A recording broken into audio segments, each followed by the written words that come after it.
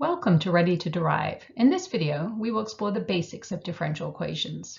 We'll start with a real-world scenario, which can be modeled by a differential equation, to see why they are so important. We go over some fundamental facts about differential equations, explore their application in a few other contexts, and get lots of practice verifying solutions along the way. So without further ado, let's get started. So let's begin our study of differential equations with a real-life scenario. A freshly brewed cup of coffee, with temperature 95 degrees Celsius, is sitting in a room where the ambient temperature is 20 degrees. And as we all know, the coffee will begin to cool. And unless you drink it fast, we also know that it seems to cool pretty quickly at first.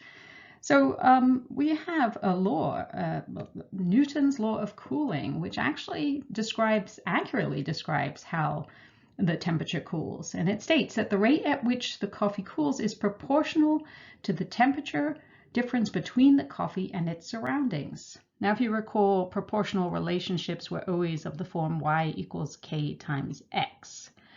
So the dependent variable equals some number, constant number of constant of proportionality times the independent variable. So it turns out that if we translate this into an equation, we get this, dc by dt, that's the rate at which the coffee is cooling, where c represents the actual temperature of the coffee at any time. And we're going to be working with time in minutes here. So in this case, our value of k, for what it's worth, is negative 0.06. And our independent variable is not just temperature, not just the temperature of the coffee, but the difference between the temperature of the coffee and the surrounding area.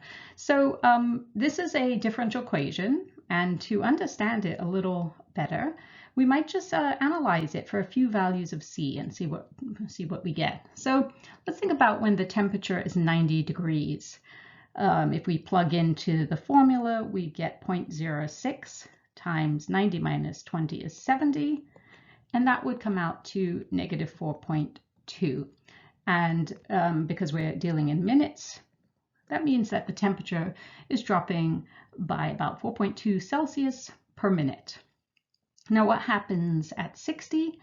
Well, the same, that constant proportionality keeps getting multiplied by the temperature difference. And we would get negative 2.4. And if we did for 30, we get 0.6. And for 20, well, 20 minus 20 is 0. So of course, when the temperature of the coffee reaches room temperature, it won't be cooling anymore. So what this demonstrates is that the coffee cools quite fast at first. Say, then look at the negative 4.2, and then it slows down as its temperature approaches room temperature. So it makes kind of common sense, but amazing that a differential equation like this, yes, this is a differential equation, actually models this real-world phenomena. So let's run through a few facts about differential equations. Firstly, the definition. A differential equation is one that relates an unknown function and its derivative or derivatives. You could have second and third derivatives involved in a differential equation. The unknown function in our previous example was the temperature of the coffee, C, and we only looked at the first derivative, dc by dt, the rate at which the coffee was cooling. The solution to a differential equation is a family of functions. So unlike algebraic equations where the solution is just a value or a set of values, for when we solve differential equations, we're looking for families of functions. We will use the method of separation of variables to solve simple differential equations, and we'll be treating that in a couple of videos from now. In the next video, we'll be learning about slope fields. These are graphical methods of representing the families of solutions to differential equations. Some differential equations can't even be solved, and the only way to understand the behavior is to use these slope fields to visualize the solutions. And finally, differential equations model real-world phenomena, as we just saw in the example before. They arise in fields such as physics, chemistry, medicine, engineering, and economics. And here's one example from electrical engineering. And it's kind of neat because here Q is obviously the unknown function, and we have the first derivative and second derivative all present in this differential equation. So we're going to look at another real-world scenario in which a differential equation is applicable, and that's population growth. Now this is a simple model. This is P is the size of the population, dP by dt is the rate at which it's growing, and they are proportional. So the rate of change of a population at time t is proportional to the size of the population at that time. So the smaller the population, the slower rate at which it grows, and the bigger the population, the bigger the value of P, the faster it grows, which makes common sense. Notice that this value 0.1, that's the constant of proportionality. I've just chosen that arbitrarily. That will differ depending on how the population is growing, but we'll use 0.1 for simplicity. So even though we will be able to solve such a differential equation, for now we're practicing an important skill, which is verifying solutions to differential equations. And this allows us to kind of understand the structure of a differential equation before we get into the process of solving them. So I'm going to make up a few functions, and we're going to see if they satisfy this differential equation. So the first thing to do is, in each case, is to work out dP by dt, because that's what's on the left side of the equation. And so dP, we're just working out this in every time, and we're going to see if it's equal to 0.1 times P for each case. So the derivative here is 0.1 by the power rule. And the question is that equal to 0.1 times whatever P is? Well, P is 0.1 T, and clearly 0.1 is not equal to 0.01 T. Now you may say, well, can't I just solve that for T? But remember, we're not solving an algebraic equation here. We're not looking to get values. We're looking to get families of functions. So this does not work. P cannot be modeled by that function. Let's try 0.1 t squared. So dP by dt here will equal 0.2 t. And is that equal to 0.1 times my function p, which in this case is 0.1 t squared? Are they equal? No, they're not. So this is not a good model. Seems like I'm barking up the wrong tree here. I should be looking for a function whose derivative is really almost identical to the function itself. Well, I think I know one. How about if I introduce e into the picture? So if I make p equal 0.1 e to the t, so dP by dt is, well, it's just the same.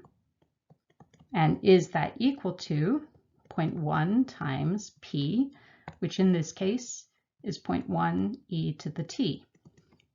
Well, not quite, but getting closer. So let's try this. I know this might seem like it came out of nowhere, but again, you will learn how to solve and get an answer like this in a later video. So let's take the derivative. So the derivative will be the same thing, but by the chain rule, we'll have to multiply it by 0.1. And the question is that equal to 0.1 times p? Well, p is this, 3e to the 0.1 t plus 5. And it seems like 0.1 times 3 is here. 3 times 0.1 is there, and they both have the same e terms, and it seems like we've hit the jackpot, that this indeed is the solution to that differential equation. You may also notice that the 5 also that could have been 1,000. That could have been C. It would have still worked. So in fact, what we've just found is a family of solutions to that differential equation. So let's look at a second practice example. The speed of a particle is inversely proportional to the distance traveled by the particle s, according to the following model. So here may not be a very realistic everyday scenario, but it's a helpful one to look at, because we know that direct variation or direct proportion, is something of the form y equals k times x, which means that if you double x, you double y. If you half x, you half the value of y. Inverse variation or inverse proportion, just as a reminder, is always of the form y equals k over x. So if you, in this case, if you double x, you halve y. But if you were to halve x, you would double y. So these are good sort of things to remind yourself of. So in this case here, as s, the distance increases, we see that the speed is decreasing as a result in an inverse relationship. So we are just going to verify, practice verifying again. Now we're going to verify that's a family of solutions for this differential equation. So notice that instead of using ds by dt, I could have, but you might be given differential equations in different forms. So it's s prime. So let's begin by finding s prime t.